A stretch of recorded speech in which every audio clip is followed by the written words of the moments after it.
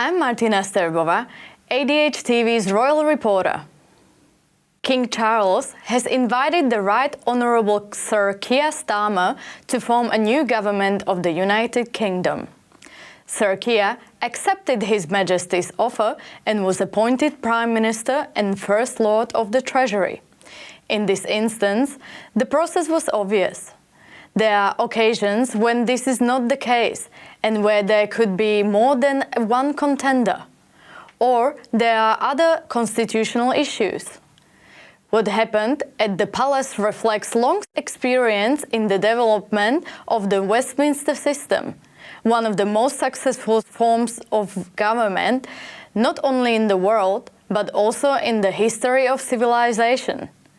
The Labour leader, who won a large majority in the 2024 general election, arrived at Buckingham Palace to have his first audience with the King as Prime Minister. Before this audience, the King received Prime Minister Rishi Sunak, who arrived with his wife Mrs. Akshata Murphy shortly after 11 a.m., having been driven through the North Centre Gate and across the forecourt into the quadrangle. They were greeted at the Sovereign's entrance by Equerry and Sir Clive Alderton, the King's private secretary, before being taken to meet the monarch. The Kings received Mr. Sunak alone in the private audience room. Mr. Sunak tendered his resignation as Prime Minister and recommended that Sir Keir Starmer be invited to form a new government. As it is customary, Mrs. Murphy joined her husband at the end of the meeting. They then left Buckingham Palace privately. Similar procedures are broadly followed in Australia and other countries which have introduced the Westminster system. Variations do occur. For example, when a Prime Minister passes away or in rare cases disappears and is presumed dead, as with Mr. Harold Holt, or when the commission to the Prime Minister or Premier is revoked, for constitutional reasons. At this time of the year, the Sovereign will normally be in Scotland. The King and Queen took the opportunity to join the celebrations for the 900th anniversary of the city of Edinburgh. Prince William's mission to prove homelessness can be eradicated will be the focus of a new two-part documentary.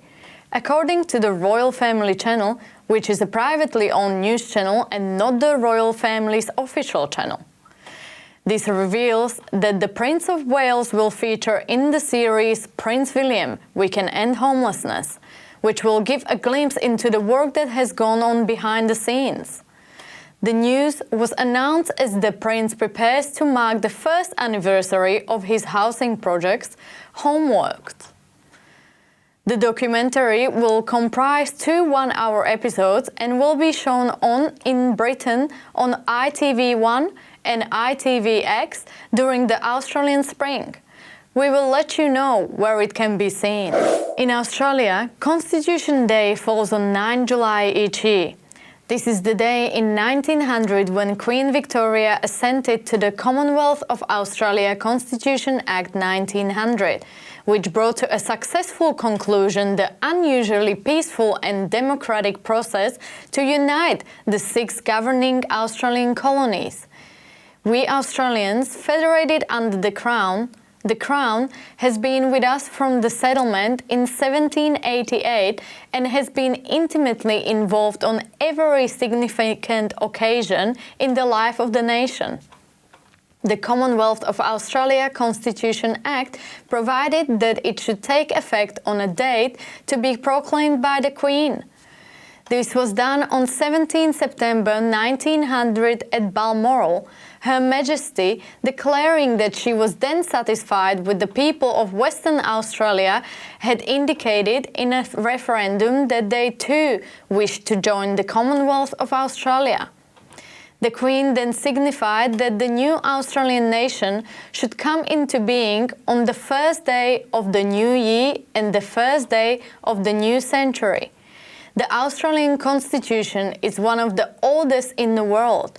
while Australia, as a political entity consisting of self-governing colonies and then a federation, is one of the oldest half-dozen continuous democracies in the world. The King, King Charles III, is the king of 15 independent countries, which are is also the head of the Commonwealth or Commonwealth of Nations, which is as the then British Commonwealth of Nations was established in 1926. Under the 1948 London Declaration, it became to be referred to formally as the Commonwealth of Nations. This is now an international association of 56 member states, the vast majority of which are former territories of the British Empire from which it developed. They are connected through the use of the English language and historical cultural ties. The Commonwealth consists of the realms, independent monarchies such as Malaysia, and independent republics. As head of the Commonwealth, the King has hosted the West Indies Test cricket team at Buckingham Palace recently, ahead of their first Test match against England at Lord's this week. The squad were joined by High Commissioners from across the Caribbean, which has been heavily affected by the devastation of the Hurricane Beryl. The King has presented Dame Shirley Bassey, the great Welsh singer and legendary voice behind some of Bond's most memorable theme songs, with the Order of the Companions of Honour for her services to music, the Order of the Companion of Honour and Order of the Commonwealth Realms. It was founded on 4 June 1917 by King George V as a reward for outstanding achievements. Only a limited number of companions can be created for each realm.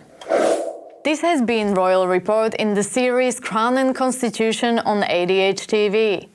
Professor David Flint is Royal Editor, and the report was produced by Charles Noble and Dominika Fennell. I'm Martina Sterbova. Until next time.